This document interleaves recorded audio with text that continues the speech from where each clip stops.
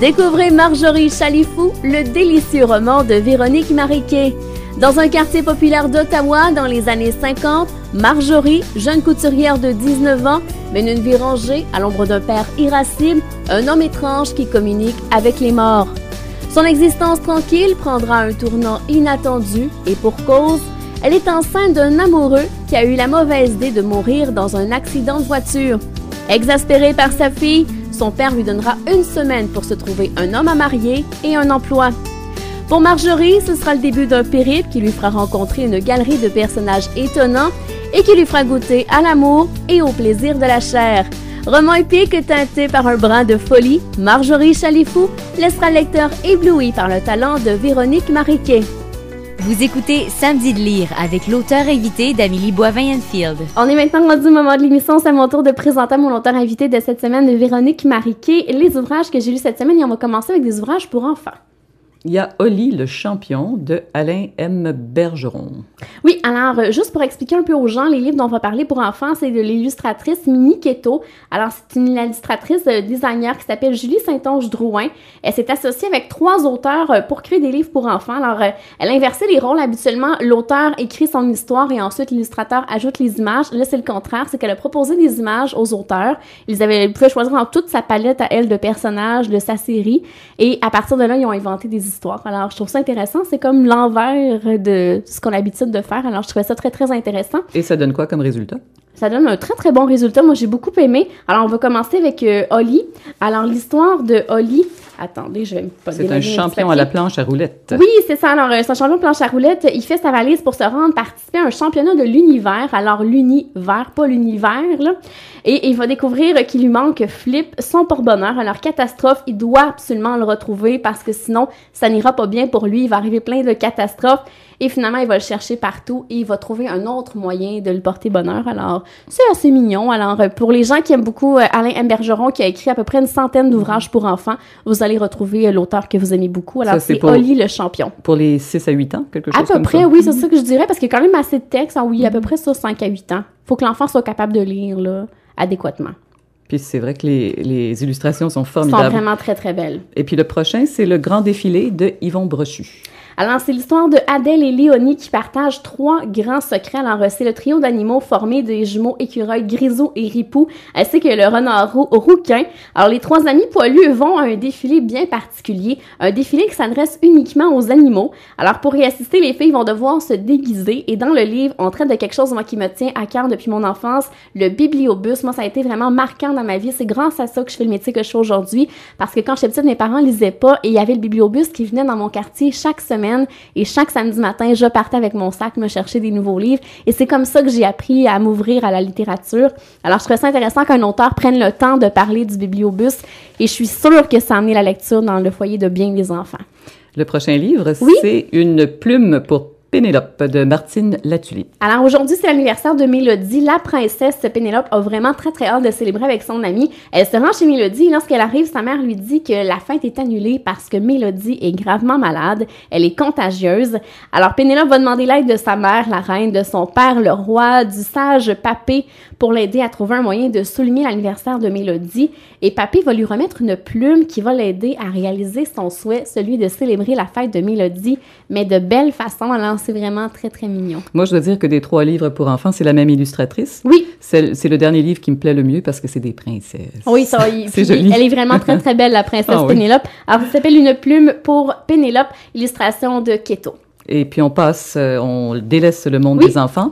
Le titre du livre, c'est 27 mai. Les auteurs, il y en a 3. Je ne sais pas comment elles ont fait pour écrire ensemble. Véronique Miclette, Anne-Marie Santerre, Marion Provencher, publié chez Libre Expression. Moi aussi, je me demande bien comment ils ont réussi, les filles, parce qu'on n'a pas l'impression que ça a été écrit à 3 mains, cet ouvrage-là. Alors, 3 mains, en fait 6 mains, 3 personnes, en fait. Alors, c'est l'histoire de Sophie, Ray et Lily, qui sont dans la mi-vingtaine, qui décident de partir vivre à Londres. Alors, ils vont vivre toutes les 3 dans le semi-meublé qu'elles vont se trouver là-bas, qu'elles ont trouvé, en fait, sur Internet. Et Sophie est une archéologue. elle va se trouver un emploi dans un musée du côté de Londres. Ray, elle est journaliste, alors elle va tenter de se trouver un emploi dans un journal du côté de là-bas. C'est vraiment pas facile. Souvent, c'est des stages non rémunérés qu'on lui offre et elle veut être payée pour faire son métier. Alors, elle va travailler très, très fort. On a Lily, elle, qui est comédienne, qui va tenter de se trouver des contrats là-bas, en plus d'occuper 2 emplois pour arriver avec les fins de mois. Alors, elle va travailler dans un bar et également au guichet d'un théâtre.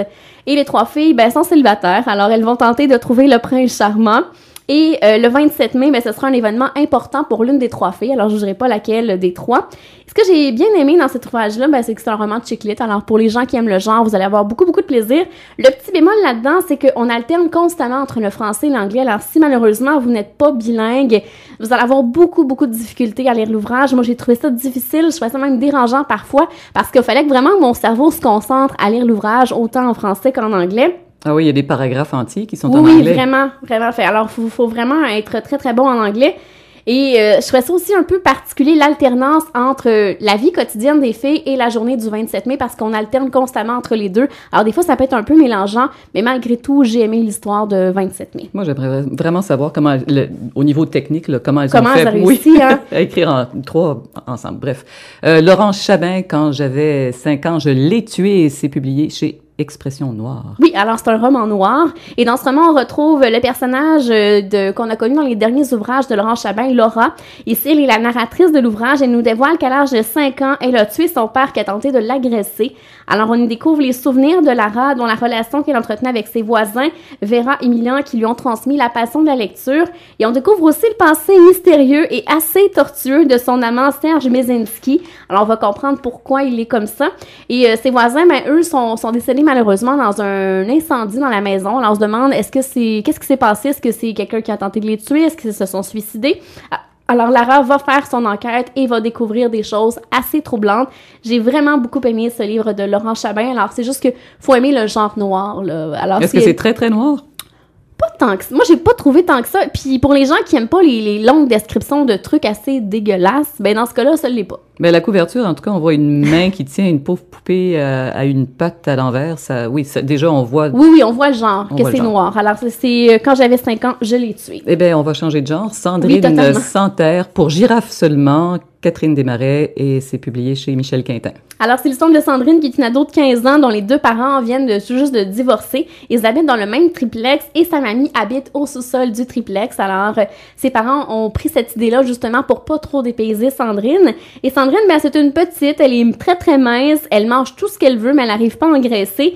Et elle déteste l'éducation physique et les mathématiques. Et sa meilleure amie, Florence, elle, fait partie de l'équipe des Girafes, qui est l'équipe de volleyball de son école. Et il y a beaucoup, beaucoup de filles dans l'équipe qui, malheureusement, sont anorexiques et boulimiques, alors qu'ils se font vomir, qui ne mangent jamais. Et là, finalement, la direction d'école va tenter de trouver un moyen pour faire cesser ça. Alors, ils vont engager un spécialiste qui va venir à l'école rencontrer les filles pour tenter de changer leurs troubles alimentaires. Et finalement, Sandrine va se retrouver là-dedans parce que la pauvre petite, elle est toute mince. Alors, l'école la soupçonne d'être anorexique et elle est vraiment pas contente de la chose. Et en plus, mais ce qu'elle trouve difficile, c'est que sa meilleure amie, Florence, commence de plus en plus à la délaisser. Elle se sent exclue. Alors, on suit dans cet ouvrage-là, justement, toutes les préoccupations qu'une jeune ado peut avoir. Ça a l'air d'être parfait pour les ados parce que c'est tout le temps les relations humaines. Elle m'a dit, mais là, je lui ai dit, puis là, elle a fait, puis après, bon, donc on passe... J'ai beaucoup aimé. Alors, ça s'appelle Sandrine Santerre pour Girafe seulement de Catherine Desmarais. Et puis, parlant de bouffe, le dernier bouquin, c'est un livre de recettes de sandwich. Émilie Gauthier, le titre Révolution Sandwich. Alors, le beau temps est arrivé enfin et c'est le temps idéal pour manger un délicieux sandwich. Alors, l'auteur nous offre 50 recettes de sandwich gourmands avec chacune une histoire qui est rattachée au sandwich.